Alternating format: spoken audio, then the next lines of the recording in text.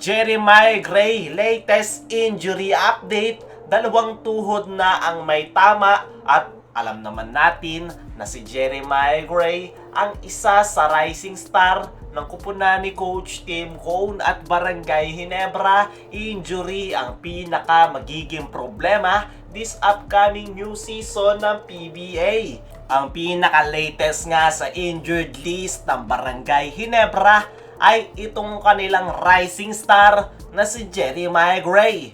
Ngayong PBA on tour nga mga chong ay ang pinaka-main focus ng Barangay Ginebra ay makuha ni Jeremiah Gray ang kanyang kumpiyansa sa paglalaro. Malaki nga ang plano ng Barangay Ginebra kay Jeremiah Gray dahil gusto nga ni Coach Tim na gawin itong next Justin Brownlee ng kanilang kupunan pag dumarating ng All-Filipino Conference.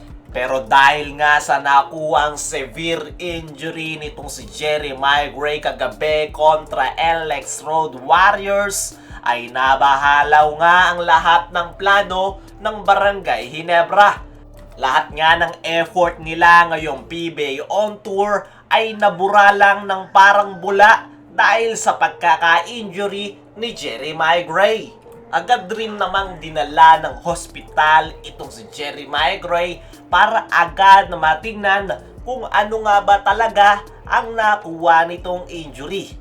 Wala pa nga daw official announcement patungkol sa injury ni Jeremiah Gray, pero based nga daw sa sinabi ni Coach Tim Cone na sumama sa ambulance para dalhin si Gray sa ospital, ay mukhang ACL tear nga daw ang nangyari. At napakasamang balita niyan para kay Jeremiah Gray. Hirap na hirap ka si Jeremiah Gray na makarecover sa kanyang past ACL injury sa kanyang left knee. Mabilis ngang nakarecover si Jeremiah Gray sa ACL injury, pero ang pinaka nagpahirap nga sa kanya ay ang kanyang mental problem. At ngayon nga, na kanang tuhod naman ang may tama kay Jeremiah Gray, ay paniguradong hindi magiging madali ang pagbabalik niya sa PBA dahil kung makarecover man ito agad ay ang pinakabubunuin niya dito ay ang kanyang mental problem. Paniguradong may trauma itong si Jeremiah Gray dahil dalawang ACL injury na ang kanyang natamo. Ayon naman kay Coach Richard ay pinagdadasal nga daw nila na walang serious injury ang meron si Jeremiah Gray at makarecover din ito agad. Bright future nga daw ang paparating kay Jeremiah Gray at sayang naman daw kung sisirain lang yan ng injury. Dagdag pa ni Coach Richard ay grabe nga daw ang work hard ni Jeremiah Gray para palakasin ang kanyang tuhod. Pero ganun pa rin nga daw ang nangyari at talagang freak accident. Nabanggit din ni Coach Richard na hindi nga daw sakit ang dahilan kung bakit sumisigaw itong si Jeremiah Gray. Frustration nga daw ang dahilan niyan dahil ginawa nga daw nito ang lahat para palakasin ang kanyang tuhod at makaiwas sa injury. Pero kahit ano ang ginawa ni Jeremiah Gray ay tinamaan pa rin siya ng severe injury. Sa ngayon nga mga chong ay expect natin na long recovery period ang kinakailangan ni Jeremiah Gray bago ito makabalik sa basketball. Pasadahan naman natin ang isa pa nating balita. Barangay Ginebra, injury ang pinaka-poproblemahin pagpasok ng panibagong season ng PBA.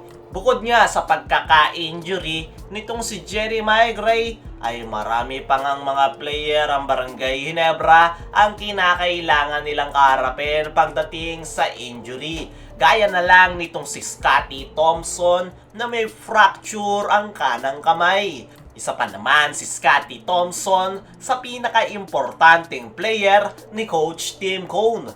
Bukod nga kay Scotty ay itong si L.A. Tenorio. Kahit nga may target date na ang pagbabalik ni L.A. Tenorio, ay wala pa nga rin kasiguraduhan kung makakapaglaro ito this upcoming new season ng PBA dahil kinakailangan pa rin talaga nitong mag-recover dahil hindi nga basta-basta ang kanyang sakit. Bukod pa kay Jeremiah Gray, Scottie Thompson at L.A. Tenorio ay may nararamdaman nga ring injury. Itong kanilang isa pang gwardya na si Stanley Pringle. Hindi nga pinaglaro itong si Stanley Pringle ngayong PBA On Tour dahil may nararamdaman nga itong injury.